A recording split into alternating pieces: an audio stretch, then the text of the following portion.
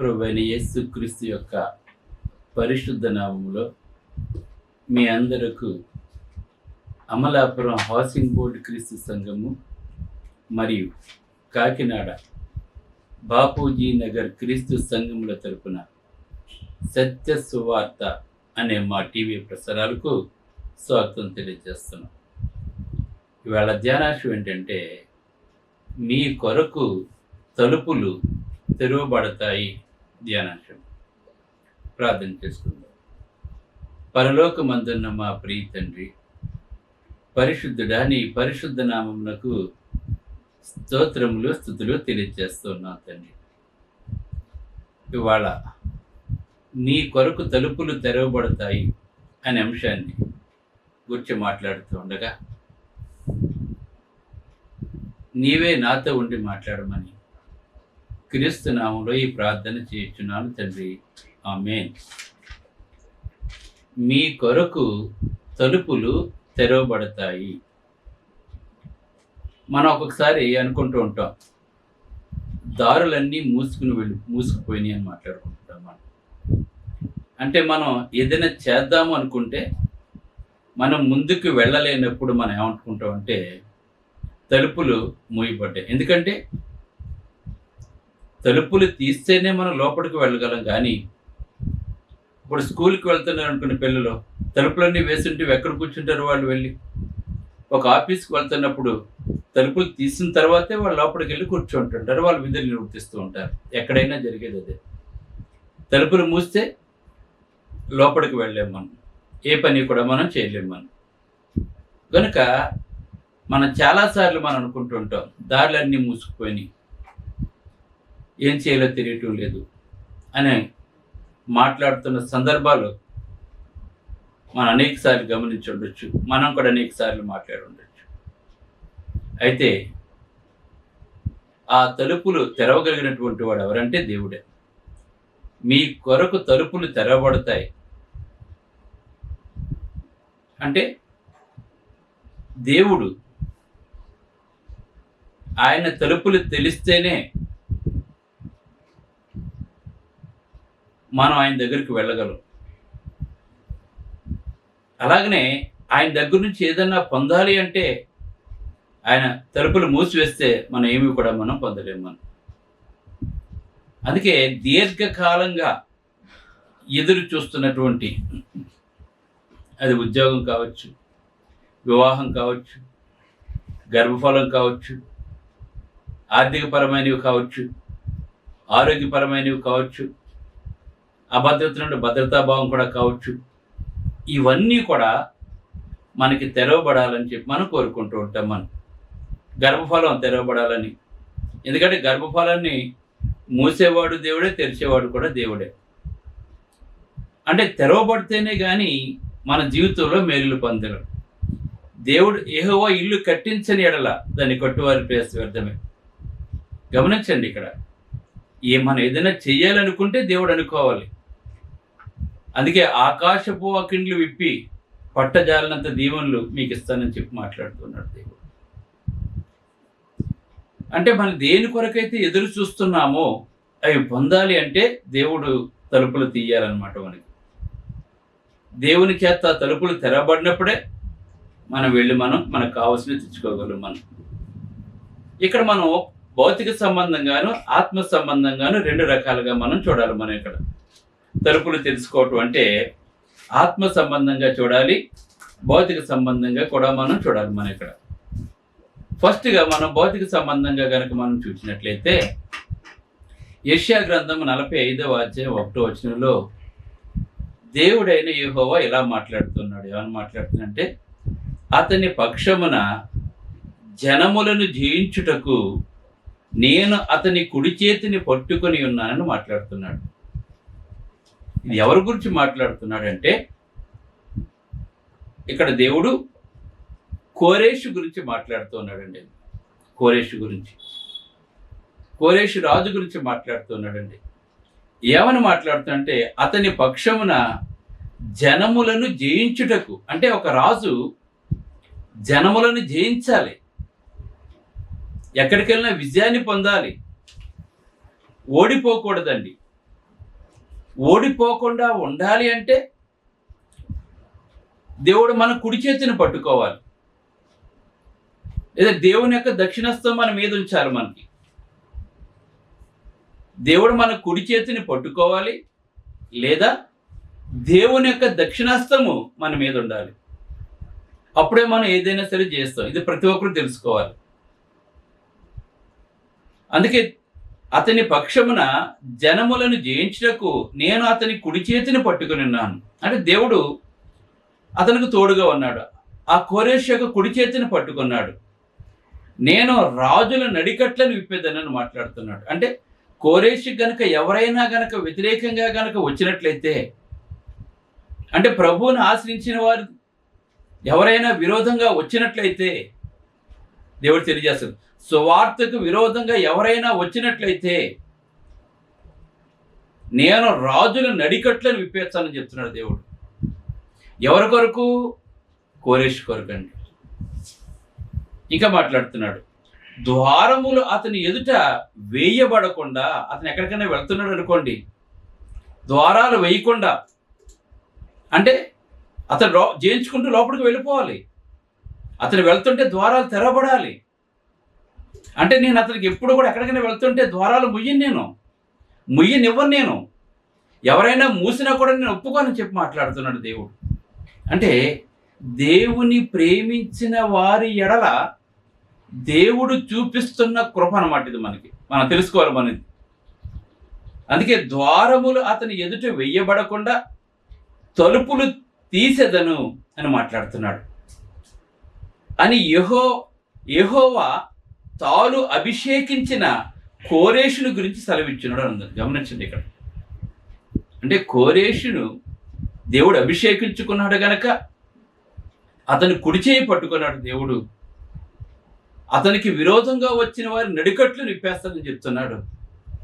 ఇంకా ఎవరూ కూడా తలుపులు వెయ్యబడకుండా తలుపులు నేను తీస్తానని చెప్పి మాట్లాడుతున్నాడు. మనకి కూడా దేవుడు ఇలాగే చెయ్యాలి. మనం అనుకున్నది జరగాలంటే. ఇందాక నేను చెప్పాను కదా, ఉద్యోగం కొరకు ఎదురు చూస్తున్నారు, గర్భఫలాల కొరకు ఎదురు చూస్తున్నారు, చక్కటి ఆరోగ్యం కొరకు ఎదురు చూస్తున్నారు, ఆర్థిక సమస్య నుంచి లేవబడాలని ఎదురు చూస్తున్నారు. ఇవన్నీ కూడా జరగాలంటే దేవుడు మనం వెళ్ళే మార్గాలు మూసుకుపోకుండా అవి తెరవబడాలండి. ఆ తెరిచేవాడు దేవుడు అన్న సంగతిని మనం మర్చిపోకూడదండి. ఇంకా చూసినట్లయితే అపోస్తులు సువార్తను ప్రకటిస్తున్నందుకు ప్రధాన యాజకులు, మత పెద్దలు, మరి కొంతమంది ఏం చేశారంటే చెరసాలలో పెట్టారండి అపోస్తుల్ని. అపోస్తుల కార్యము 5:19 చూసినట్లయితే ఈ అపోస్తులు సువార్తను ప్రకటిస్తున్నందుకు, వీరు ఎక్కడైతే సువార్తను ప్రకటిస్తున్నారో అక్కడ వేలాది మంది బాప్తిసం పొందేస్తున్నారండి. పొందేస్తుంటే ఈ పరిచయులకి, ప్రధాన యాజకులకి, మత పెద్దలకి మింగుడు పట్టలేదండి. ప్రజలందరూ వీళ్ళ చుట్టూ వెళ్ళిపోతుంటే మన ప్రాబల్యం తగ్గిపోతుందని చెప్పేసి ఏం చేశారంటే చెరసాల్లో పెట్టారండి. అయితే ప్రభుదూత రాత్రి వేళ ఆ చెరసాల తలుపులు తీసేసి వారిని వెలుపలికి తీసుకుని వచ్చిన ఉందని ఇక్కడ గమనించండి. ఇప్పుడు దేవుడు మూస్తే మానవుడు తీయలేడు, దేవుడు తెరిస్తే మానవుడు ముయ్యలేడు. కానీ మానవుడు మూస్తే దేవుడు తెరవగలడు. ఇది మనం తెలుసుకోవాలి. అందుకే ఎందాక చెప్పాను నేను, కోరేషు విషయంలో ద్వారములు అతని ఎదుట వెయ్యబడకుండా అని మాట్లాడుతున్నాడండి. ఇక్కడ చూసినట్లయితే అపోస్తులు సువార్తను ప్రకటిస్తున్నందుకు చెరసాల్లో పెట్టి తలుపులు వేసేస్తే దేవుడు చూస్తూ ఊరుకోడండి. చాలామంది వేళ సువార్తను ప్రకటింపకుండా ఆటంకాలు కలగజేయాలని ప్రయత్నం చేస్తున్నారు, కానీ వాళ్ళు ఆపలేరండి. ఎందుకంటే వాళ్ళు మూస్తే దేవుడు తెరిచేస్తాడు ఇక్కడ.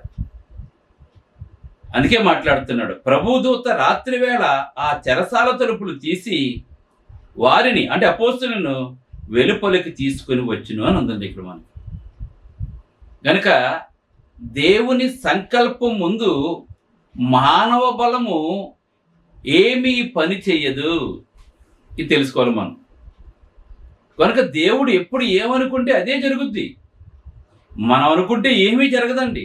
మనం అనుకుంటాం నా సమస్యలన్నీ తీరిపోవాలి, ఇంకా ఏదేదో చేసేయాలని చెప్పి అనుకుంటాం. మనం కంగారు పడిపోతుంటాం. మనం కంగారు పడటం అంటే మూసు ఉన్న తలుపుల్ని గుద్దుకోవటం అవుతుందని. మనం మూసు ఉన్న తలుపులు గుద్దుకుంటే మనకి దెబ్బ తగులుతుంటారో తలుపులు తీయబడవండి. ఆ తలుపులు తీసేవాడు ఎవరంటే దేవుడు అన్న సంగతిని మనం మర్చిపోకూడదండి.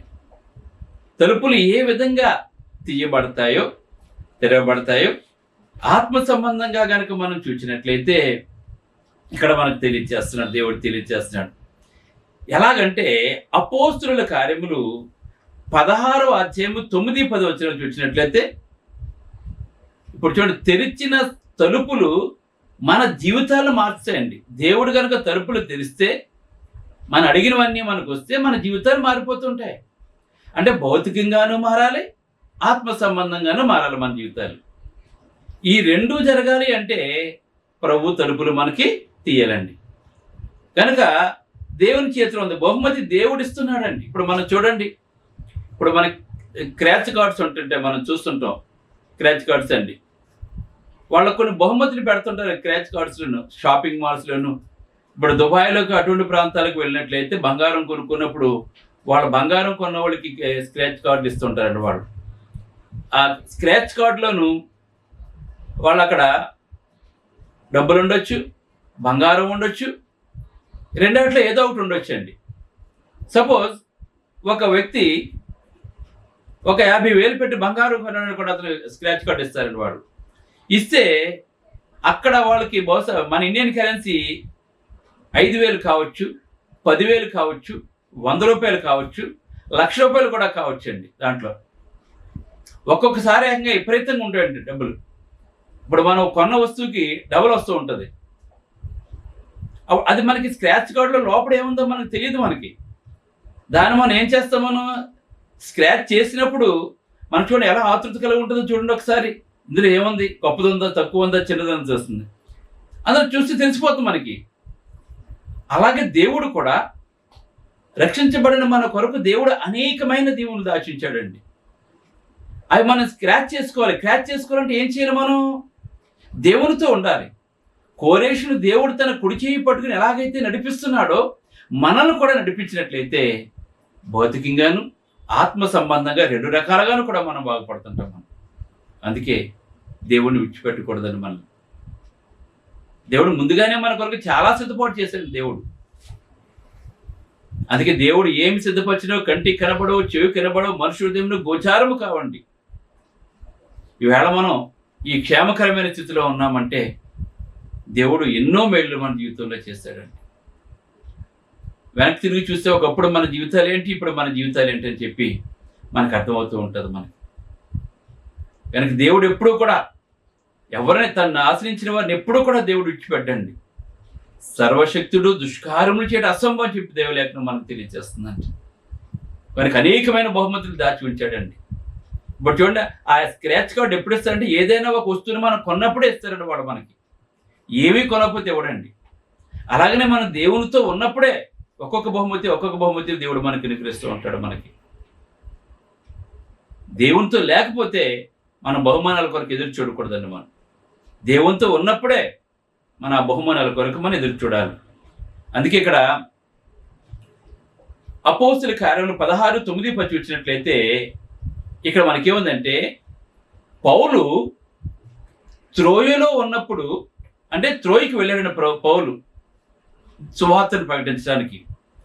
అతను ఆసియా వెళ్ళడానికి సిద్ధపడ్డాడు. అతను గమనించండి, ఇక్కడ పౌలు గారు సువార్తను ప్రకటించడానికి త్రోయకు వచ్చి ఆ త్రోయలో నుండి అతను ఆసియా వెళ్ళాలని చెప్పి అనుకున్నాడు.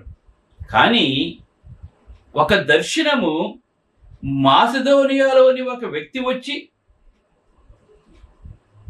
మాసిదోనియాకు వచ్చి మాకు సహాయం చేయమని అడిగాడండి.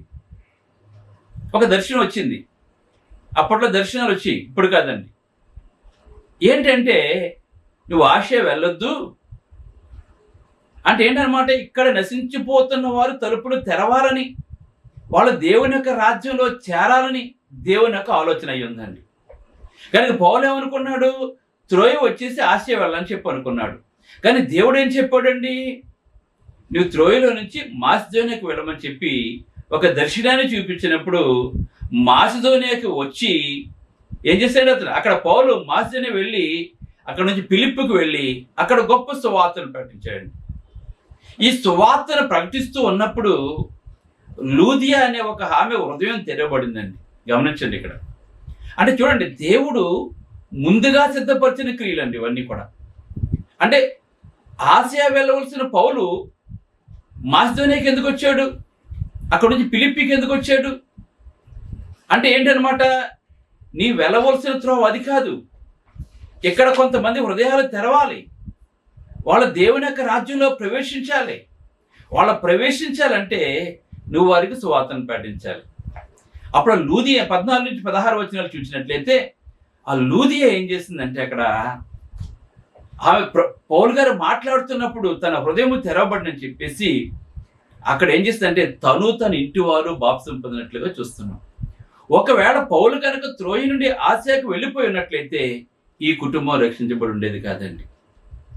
చూసారా, దేవుడు తను ఏర్పరచుకున్న వారి కొరకు తన ద్వారాలు ఏ విధంగా తెలుస్తున్నాడో దీన్ని బట్టి మనం అర్థం చేసుకోవాల్సిన వారమే ఉన్నాం మనం.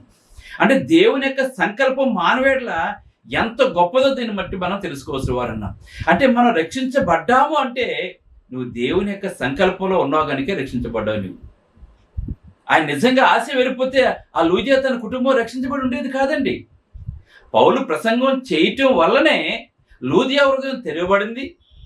అంతేకాకుండా అక్కడ తన కుటుంబం అంతా కూడా రక్షించబడింది. లూదియా ప్రభు సేవలో గొప్పగా వాడబట్టడానికి ఈ పౌలు గారు అక్కడికి వెళ్ళటం జరిగిందండి. అంటే దేవుడు అక్కడ పంపించాడు, అక్కడ వారి హృదయాలు తెరవటానికి దేవుడు అక్కడ పంపించినట్లుగా మనం చూస్తున్నాం. మనం ఇది దేవుడు తలుపులు తెరవటం అంటే ఆత్మ సంబంధంగా కూడా చేస్తున్నట్టుగా మనం చూస్తున్నాం. మనం ఇంకా చూసినట్లయితే కొరింథీయులకు రాసిన 2వ పత్రిక 12వ అధ్యాయము 2వ అధ్యాయం 12-13 వచ్చినట్టు చూసినట్లయితే, క్రీస్తు సువార్తను ప్రకటించుటకు నేను త్రోయకు వచ్చినప్పుడు ప్రభువునందు నాకు మంచి సమయము ప్రాప్తింపజేయి ఉండగా సహోదరుడు తీతుకు నాకు కనబడను. నా మనసులో నెమ్మది లేక వారి యొద్ద సెలవు తీసుకుని అక్కడ నుండి మాసిదోనియాకి బయలుదేరని చెప్తున్నాడు. అంటే దీని అర్థం ఏంటి, ఆశ వెళ్ళాలనుకుంటున్నాడు కానీ దేవుడు తెలియచేస్తున్నాడు తన మనసులో ఏమి లేదంటే ఆయనకి నెమ్మది లేదండి. ఎందుకు ఇలా జరుగుతుంది, నేను సేవకే కదా వెళ్తున్నాను, నేను ఆశయకే కదా వెళ్తున్నాను. చూసారా, అంటే దేవుడు వేరొక చోటికి పంపించాలని, వేరొకరు హృదయాలు తెరవాలని, అక్కడ గొప్ప రక్షణ సువార్త పాఠం దేవుడు అనుకుంటున్నప్పుడు ఈయన ఆశయాలని ఈయన అనుకున్నప్పుడు తన హృదయం నెమ్మది లేకుండా పోయింది. అదే సమయంలో అక్కడ తీసుకొచ్చాడు, నన్ను తీసుకుని వెళ్ళాడని చెప్పేసి ఇక్కడ మాట్లాడుతున్నాడు. అంటే దేవుని యొక్క రక్షణ సంకల్పం చూడండి, రక్షించబడాలని చెప్పి దేవుడు ఏ విధంగా చేస్తున్నాడో మనం అంతా కూడా చూద్దాం. చూడండి, అలాగే నిందాక చెప్పాను కదా, లూదియా 16వ అధ్యాయంలో లూదియా రక్షించబడింది, తన బిడ్డలందరూ కూడా రక్షించబడ్డారండి. అయితే అక్కడితో అయిపోలేదండి పౌలు గారి పని. ఆయన ఇంకొక చోటుకి వెళ్తుంటే అక్కడ ఏమైంది, పుతూను అనే సోదు చెప్పే అమ్మాయి ఉందండి. ఆయన అలా వెళ్తున్నప్పుడు వీళ్ళు నిజంగా దేవుని యొక్క సేవకులు, వీరు మాట వినని చెప్పి మాటికి చెప్తుంటుందండి అతను. వీరు నిజంగా దేవుని సేవకులు అని చెప్పడం, ఓ దెయ్యం పట్టిన పిల్ల, పుతూను దెయ్యం పట్టిన పిల్ల, చిన్న బిడ్డ, 16-17 సంవత్సరాల లోపు బిడ్డ మాటికి అలా అంటుంటే అప్పుడు పౌలు గారు ఆమెలో ఉన్న దెయ్యాన్ని వెళ్ళగొట్టేశారండి. ఆమెలో ఉన్న దెయ్యాన్ని వెళ్ళగొట్టినందుకు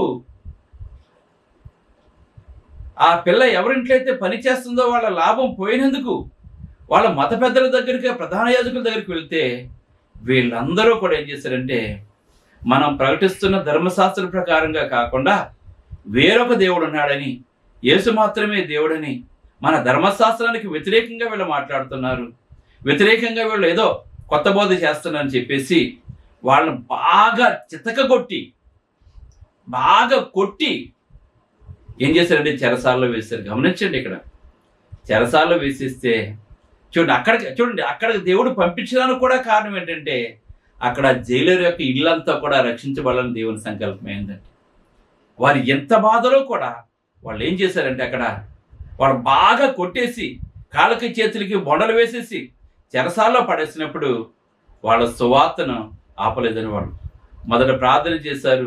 ప్రార్థిస్తే శక్తి వస్తుంది. ఆ శక్తితో కీర్తనలు పాడారంటే వాళ్ళు విపరీతంగా దెబ్బలు కొట్టి దొమ్మిగా పడిపోయి విపరీతంగా కొట్టేసిన కూడా బెత్తాలతో కొట్టేసినా కూడా వాళ్ళు ఏమీ పట్టించుకోకుండా చేసినప్పుడు అక్కడ చెరసాల తలుపులు బద్దలైపోయినాయి. గమనించండి, ఆ తలుపులు ఎలా తెరబడ్డంటే బద్దలైపోయినాయి మొత్తం అన్నీ కూడా పౌలు గారు పాటలు పాడుతున్నప్పుడు అండి. అప్పుడు ఆ జైలర్ చనిపోవడానికి కత్తి తీసుకున్నప్పుడు అయ్యలారా మేము ఎక్కడికి వెళ్ళలేదు అని చెప్పినప్పుడు ఆ జైలర్ అతను వాళ్ళకి పరిచయం చేసి గాయాలు తుడిచి కట్టి అప్పుడు సువార్తను పాటించినాడు పౌలు గారు. ఆ కుటుంబం అంతా కూడా రక్షించబడిందండి. దేవుడు ఏ విధంగా తలుపులు తెరుస్తున్నాడో, మానవ హృదయాన్ని ఏ విధంగా అయితే రక్షిస్తున్నాడో దీనిని బట్టి మనం తెలుసుకోవాల్సిన వారమే అన్నాం. ఒక్కొక్కసారి దేవుడు తలుపులు మూసేస్తారండి. ఎప్పుడంటే బుద్ధిగల కన్యకులు బుద్ధి లేని కన్యకుల విషయంలో చూసినప్పుడు బుద్ధిగల పెండ్లి కుమారుడు ఆలస్యంగా వచ్చినప్పుడు బుద్ధిగల కన్యకులు నూనె డ్యూటీలు సిద్ధం చేసుకున్నారు, లోపలికి వెళ్ళిపోయారండి. బుద్ధి లేని కన్యకులు వెనకాల ఉండిపోయారు. ఈ తలుపు వేసేసాడు. అయ్యా తలుపు తీ అంటే మీరు ఎవరో మాకు తెలియదని చెప్పి మాట్లాడుతున్నాడు. ఇదే అనుకూలమైన సమయం, ఇదే రక్షించను గనక నీవు గనక దేవుడు తలుపులు తెరిచి ఉంచి ప్రయాసపడి భారం వచ్చే సమస్య నా యొద్దకు నేను చెప్పినప్పుడు మీరు వచ్చారా, దేవుని రాజ్యంలో ఉంటాడు. ఆయన మీ కుడి చేయి పట్టుకొని మిమ్మల్ని నడిపిస్తూ ఉంటాడు. ఒకవేళ నువ్వు ఆయన రాజ్యంలోకి రాకపోతే ఒక రోజు తలుపులు వేసేస్తాడు.